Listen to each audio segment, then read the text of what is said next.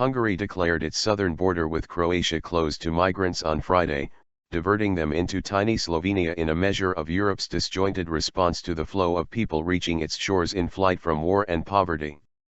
With autumn winds and rain whipping the Balkans, a last train drew up at the border, and some 2,000 migrants disembarked for the short, muddy walk past razor wire into Hungary as a midnight cut-off point expired. Hungary has erected a steel fence almost the length of its southern frontier, declaring it is duty-bound to secure the borders of the European Union from mainly Muslim migrants threatening, it says, the prosperity, security and Christian values of Europe. They were diverted into Croatia, from where they entered Hungary, crossing in recent weeks at a rate of 5,000 to 8,000 per day en route to Austria and Germany, the preferred destinations of most. Both Croatia and Slovenia indicated they would not restrict the flow so long as Austria and Germany kept their doors open.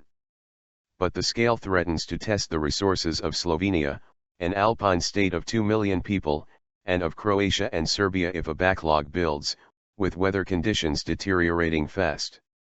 Confirming operational talks with Croatia, Slovenia said it would convene its National Security Council on Saturday.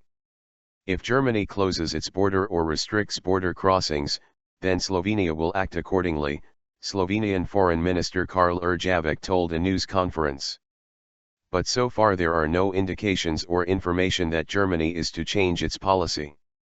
The EU has agreed a deal resisted by some of its members in Eastern Europe, including Hungary, to share out 120,000 refugees, only a small proportion of the 700,000 or so people expected to reach Europe this year.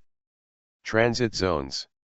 At a summit in Brussels, the bloc offered Turkey a possible €3 billion, $3.4 billion, in aid and the prospect of easier travel visas and re-energized talks on joining the bloc if it will help stem the flow of migrants across its territory.